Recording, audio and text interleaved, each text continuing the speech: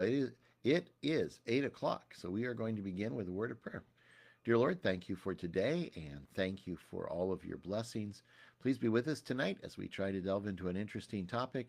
Help it to be beneficial. Give me the words as I try to explain my thoughts on this issue and help it to be useful to everyone who's listening. In Jesus' name, amen. All right. Uh, Welcome, Albertsons. Welcome, Stevie. And I'm glad to hear there are 3 viewers. Facebook is still telling me 0. I'm not sure what the deal is with Facebook, and it's not. Oh, now it says 3 viewers. I just had to refresh it. Okay, fair enough. So anyway, welcome here tonight. I appreciate you joining me tonight and coming back week after week. I do appreciate that. If you are watching this later, I appreciate that as well. I know a number of people, according to the views, there are a number of people who do watch later as well. When we are on YouTube, Facebook deletes these after, I believe it's 30 days, and so we do have them on YouTube now as well. And I am up to date. Everything up to the last one 2 weeks ago are on YouTube on Allegheny Apologist. So if you're interested in watching an old one, that's where you can do that. So. And if you want to make comments during the Bible study tonight or anytime, please do. If you're watching it later, watch and make comments then as well, and I will respond to them. The My employer and my church are not responsible for anything I say. I am the only one responsible for what comes out of my mouth. Although God does help me, I can't blame him for what comes out of my mouth either. We are doing the forgotten ones. Did the forgotten pope, and the forgotten person, and the forgotten doctrine, and the forgotten event, and the forgotten apostles. And the last time we did the forgotten books. And tonight we are doing the forgotten floor. And my next forgotten is the forgotten people. And if you want to get a candidate in for forgotten person, I re-shared that question about who's a forgotten person. And somebody did actually add a suggestion, and we're going to be using those next week. I've got enough information, but I'd love to have your input in that information so that it's not just my own stuff, but that you're involved in it too. Okay, so the forgotten floor. Now let me talk about the concept of, and the concept I'm going to get to is what's called the excluded middle, and what I'm doing tonight is combining 2 disciplines, philosophy and missiology. And as far as I know, I have never heard anybody talk about this from a philosophical point of view and a missiological point of view. I've read both, but I've never read them together. Now, there may be somebody out there who's done it. I haven't read everything. But as far as I am aware, this is actually relatively unique. But let's talk about the 2 floors from philosophy. Francis Schaeffer, I think, may have been the first person to present this. There may have been somebody before him, but he's certainly a major person. Nancy Pearcey built on it because she was a Francis Schaeffer scholar, and a lot of other people have picked it up. And this concept of the upstairs, downstairs developed over hundreds of years in philosophy. A lot of people go back to Thomas Aquinas in the 1200s. Then you go into the Renaissance in the 1400s, the Reformation in the 1500s, and the Enlightenment in the 1600s. It's definitely coming into its own. So the idea that there are 2 floors, upstairs and downstairs, is a concept that seems to come into existence in the modern philosophical era. And the upstairs and downstairs are basically this. The downstairs is the physical world. It is the observable, empirical. By empirical, we mean measurable, data-driven science. The downstairs is the world of science. Science reigns supreme downstairs. It's the ultimate source of knowledge downstairs. It's the physical world, the world that we live in day to day, the real world or real life. And by that clarification, because that is actually very loaded, the stuff we interact with our 5 senses that we really can't avoid acknowledging. Well, we can actually. But typically it's the things that we just take for granted. It's as solid as, the desk, the chair you're sitting in, the desk I'm sitting at, the computer you're looking at, or the phone you're looking at. It's solid, it's physical, it's real, it's perceptible, it's physical. That's the downstairs. Then there's the upstairs. Now, if you're a full blown naturalist, you deny that there is an upstairs. To a naturalist, nature is all there is. All that exists is that first floor.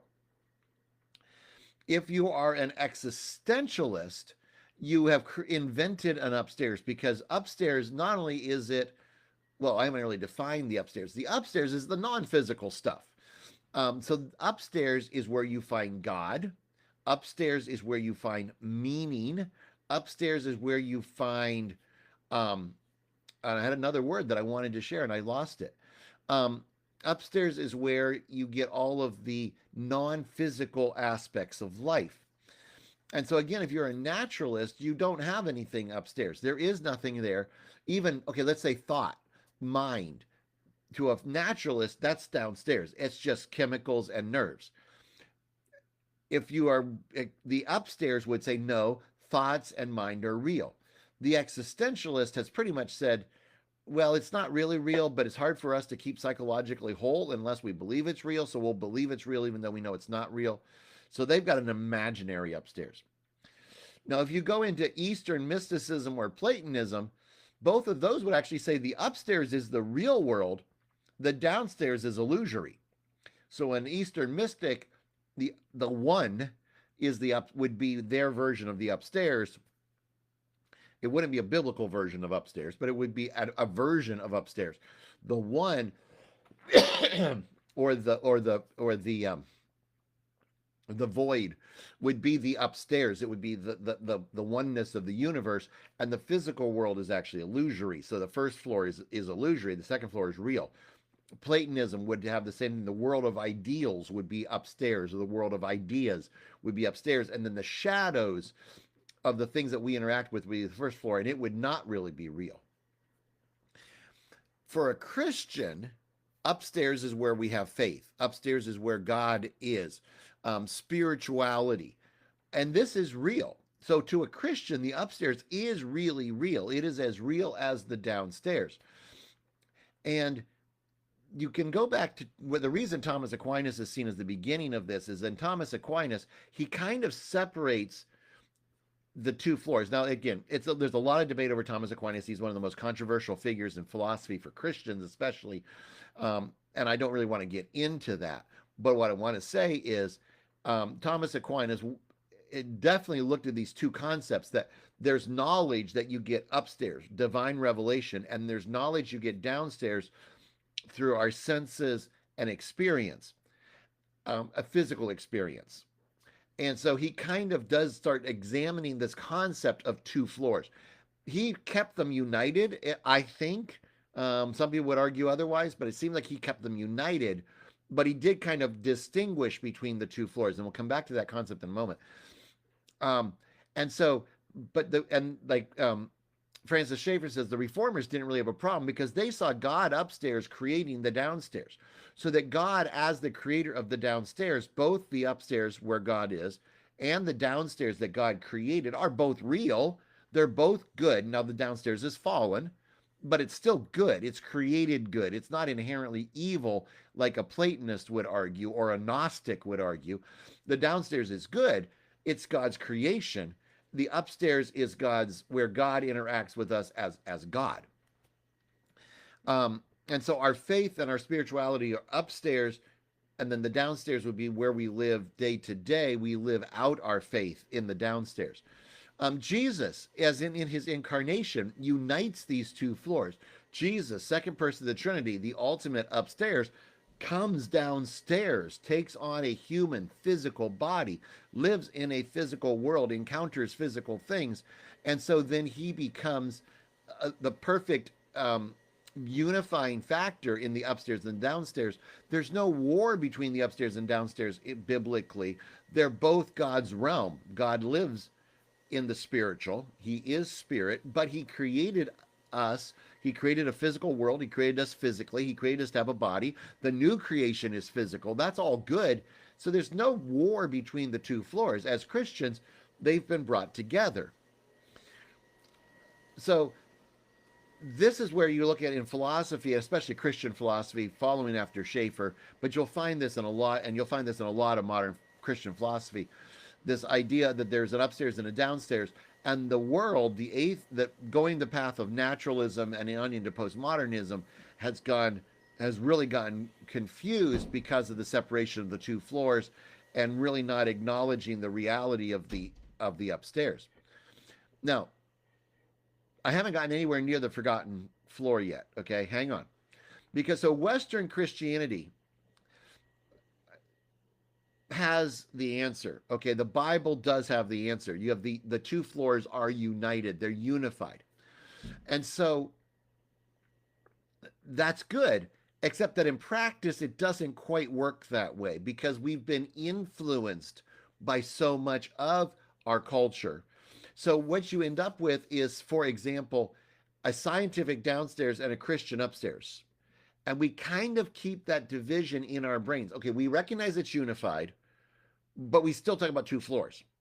So downstairs, we have naturalistic explanations. Dr. Palm referred to one of his church members as an intellectual schizophrenic. He was a Christian on Sunday and basically an atheist the rest of the week. He was raised in a naturalistic culture. And so that is just kind of how he operated during the week. He also was in a science field. And so he tended to operate in a scientific, atheistic, practically during the week. But he was a Christian on Sunday and completely believed in God's existence and God's interaction in his life. But they were kind of separated.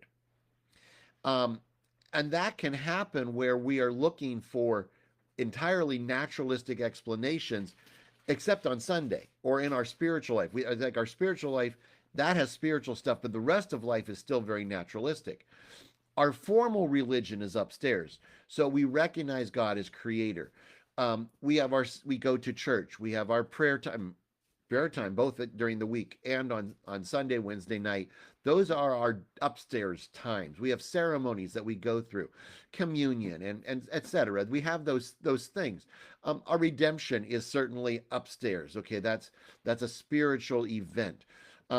Eternity is an upstairs concept. The idea that we're going to and this is not biblical, but leave the physical world and become entirely spiritual.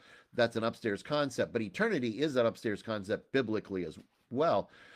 Our theology is upstairs. See, all that formal faith thinking is upstairs, but downstairs we tend to treat scientifically. So day-to-day life, we still tend to think semi-naturalistically. It's a pitfall. Okay, maybe you don't do this. Maybe you can say, no, I've never done that. But it's a natural tendency. And sometimes we tend to put our emotions upstairs and our brains downstairs. So we're emotionally Christians, and our Christianity becomes very emotional. So we come to church and we use our emotions, and the rest of the week we use our minds, and we kind of divide our life into the spirit that touches my heart and then normal life that touches my head, and we don't bring the two together. Now, God is in charge of both the mental and the emotional. My wife and I were just discussing right before he started the Bible study the danger of getting trapped on either side of that. Christians have both, but sometimes we have both, but they are like two floors. They're separated. And now this is where the missiology comes in. The missiologists say there's something that happens on the mission field that disrupts this concept. There's something that happens on the mission field that messes this up. And so this is my missing floor. The forgotten floor is what's called the excluded middle. And if you're looking this up in missiological context, I'll give you a couple of authors, but it's called the excluded middle. Now, N.T. Wright has his own version of this, which again, missiologists don't read N.T. Wright, or at least I've never seen one. But N.T. Wright argues that this concept of the two floors is a modern concept, that before, back in the Middle Ages and earlier, there was simply reality. All of reality was one reality, and reality included both the physical and the spiritual. It was a single reality. I think that's his version of what I'm trying to say. Hibert and Newbigin are two missiologists. I can't remember Heibert's first name now. I didn't write it down. Is one of the major authors. Hiebert, Heibert. And then another one is Newbigin, Newbigin. And they both argue that there is a middle floor that we are missing, that there's an excluded middle. There's a middle floor between the upstairs and the downstairs that we are missing in our American Christianity, that a missionary on the field runs into and doesn't know what to do with. I'll come back to it. C.S. Lewis, and I was reading articles on this, they brought up C.S. Lewis, and he argued that there are two extremes when it comes to demons. And this comes from Screwtape Letters. That the two things that Satan likes is where either humans deny the existence of Satan and his demons, or they become fascinated with Satan and his demons and make them omnipresent and maybe even omnipotent. And that's going to be relevant as well. So we've got these. So I'm pulling things in from a couple of different places. So in a primitive culture, for example, and this is the example from one of, I'm pretty sure it's from one of Heibert's articles, that I really that caught my attention, that I've kind of pulled this in. And I know I shared this in Sunday school a few weeks ago or months ago. But the missionary has gone into a primitive culture. One of the people have gotten saved. Monday morning, new convert stops by the missionary's house and says, "Where should I go hunting today?"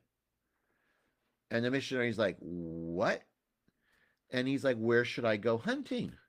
And the missionary's like, "You know hunting better than I do. You know the animals, you know the land. Go ahead and use your brain." Okay, he probably wouldn't say it this way but go ahead and use your brain, use your knowledge and your skills, and go ahead and make a decision. And the convert says, "But the witch doctor always told me where to go hunting. If you can't tell me, I'll go back and ask the witch doctor." And you end up with a syncretism, because on Sunday they worship God, the true God, the creator God. Their formal religion becomes Christianity. But the middle floor, where spirituality meets practicality, they go back to their witch doctor. Because to an American, hunting is a downstairs issue. When you go hunting, that's downstairs stuff. Animal patterns, trails through the woods. An American would use a trail cam. If you're going fishing, you'll use one of those echolocators to find the fish, or you're going to analyze the shadows and the temperature of the water. It's all downstairs. But if there are many cultures, that downstairs activity is intricately involved in the upstairs, so that there's a middle floor of where the downstairs and the upstairs overlap, which is one reason why I think maybe N.T. Wright is right in that we are wrong. Well, that doesn't come out real well. That N.T. Wright is correct in suggesting that it is unhelpful to divide upstairs, downstairs. We should simply look at reality. God is in charge of all of reality. Our Sunday worship, our day-to-day life, where we go hunting, where we go fishing, medical issues, that's all God. Now, there are other aspects within that, but that we don't separate them out. And so what could you put in that middle floor? Witch doctors, curses, fortune telling, magic, charms, amulets. Now, those are all pagan concepts. But what do you, as a Christian missionary who's been raised as a scientific naturalist 6 days a week and a Christian spiritualist on Sunday, how do you deal with witch doctors, with curses? If you have someone come to you and say, "I have been cursed." Now, if you listen to if you read detective stories and somebody is cursed, you know it's not true. That's not the answer. It's not really a curse. There's something else going on. Poisoning or psychological manipulation, psychosuggestion. It's something, it's not spiritual, it's physical. And it's really easy for us as American Christians to fall into that trap and not really take that seriously. Now, none of those are biblical. Okay, well, I take that back. Demons are biblical. Okay, so demons are biblical. Angels are biblical. There are spirits out there. That's biblical. All of those other things are satanic corruptions, but they're real and they are consistent with the biblical worldview. But biblically, we talk not about witch doctors. You won't find witch doctor in the Bible. What you will find is witches, and you will find demons, and you will find people who have sold themselves to demons, and you will find interaction with angels. Many people have entertained angels unaware, we're told in the New Testament. So it is biblical that there is a spirit world that crosses that line between the upstairs and the downstairs. There is a middle floor biblically, and as Americans, it's easy for us to miss that. Uh, so let me give you another example, and then maybe come back to this. Um, in Western culture, we're uncomfortable with this. I encountered in college the Darkness books by Frank Peretti. Frank Peretti presented two books, This Present Darkness and Piercing the Darkness, and in those he tells a narrative of a town and a group of people who are living a physical world, and then parallel to that are the angels and demons who are interacting with that physical world on a spiritual level, and there's a constant interaction. There's actions where people in the physical world do things, and that affects the spirits. There are things where the spirits do things, and that affects the humans. Especially in the second book, Piercing the Darkness, you have people who are tapping into that spirit world through seances and various New Age activities. This was back when New Age was really prominent, especially in evangelical concerns. Evangelicals were majorly concerned about the New Age when I was in high school and college.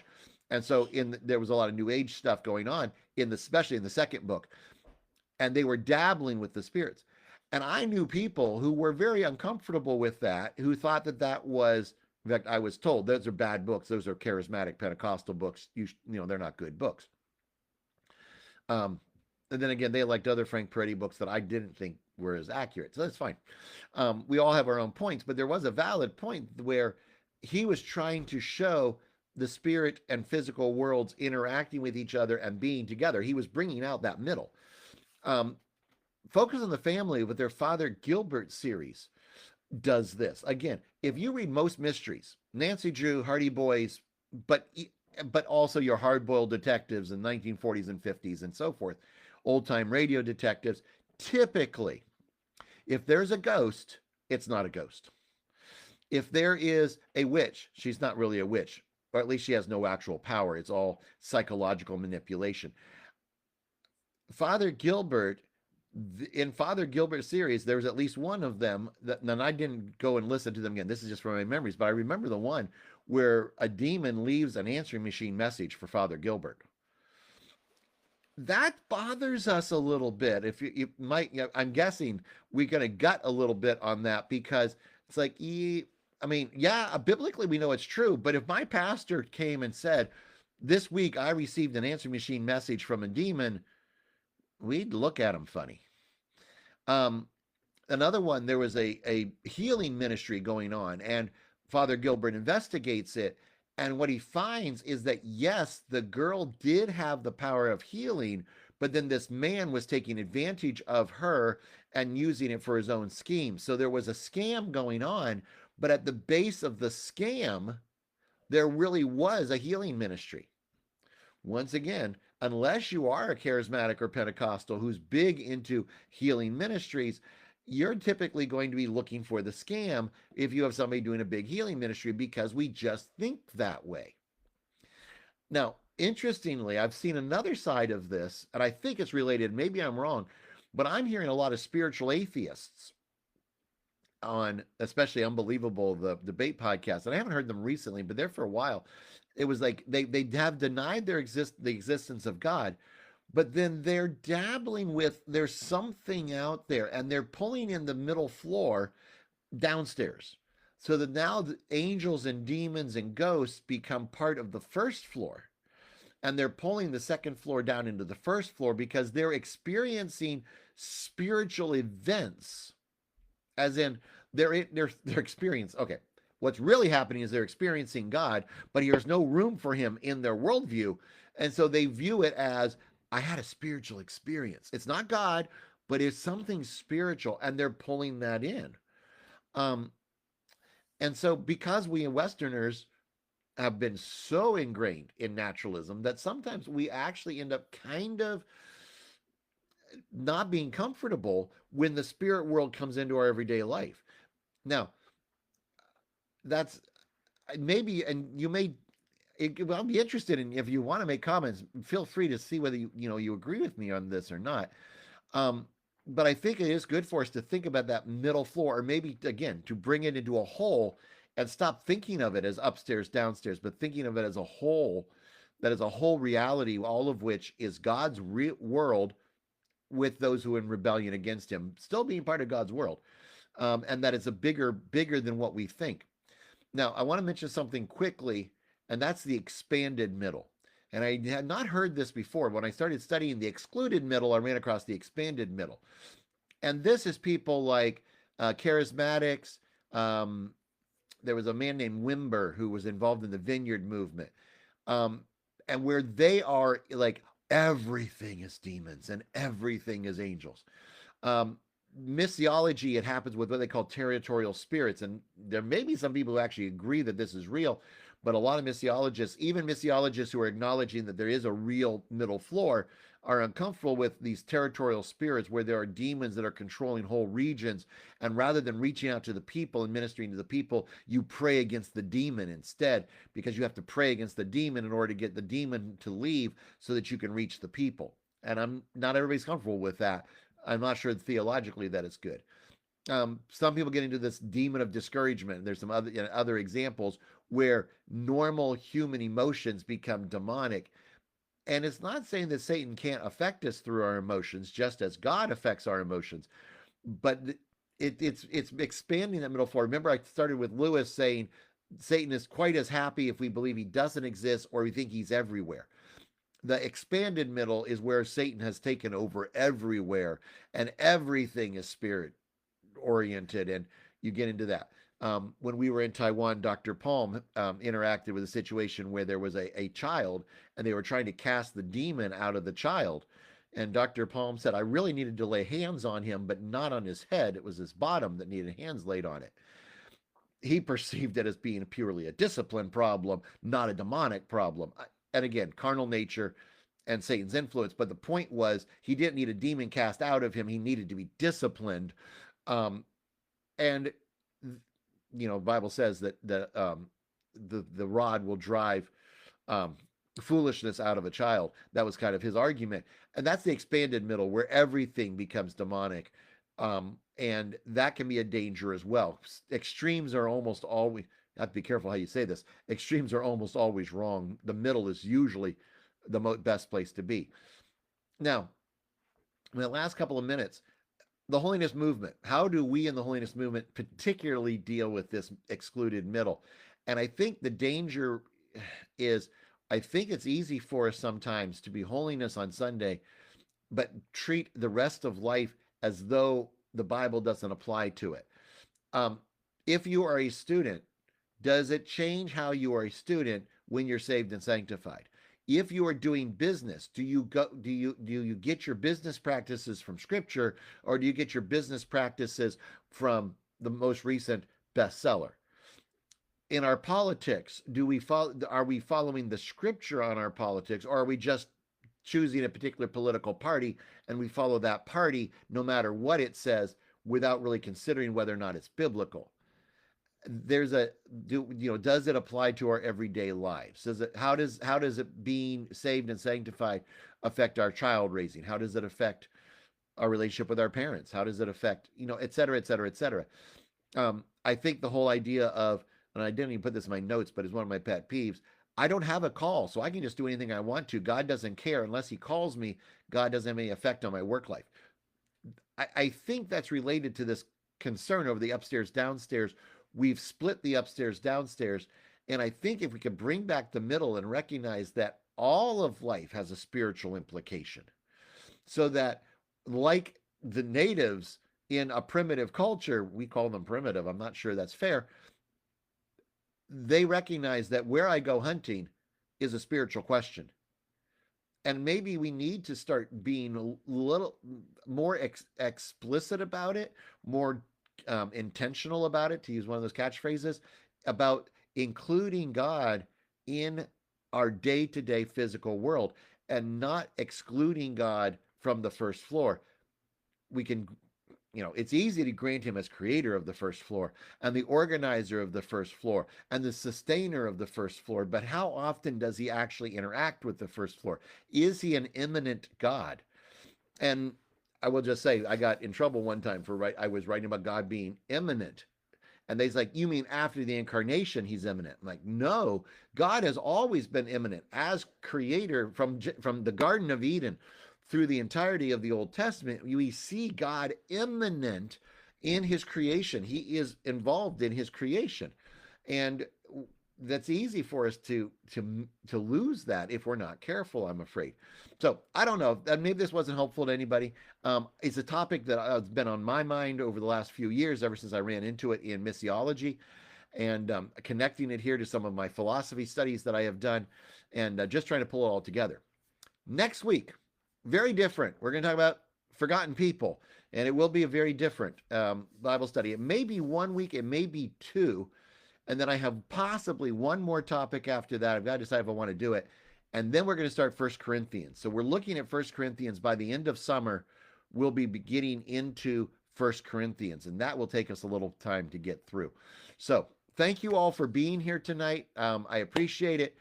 Please come back next Saturday night. Please have a good Sunday tomorrow. Get a good night's rest tonight. Thank you for coming.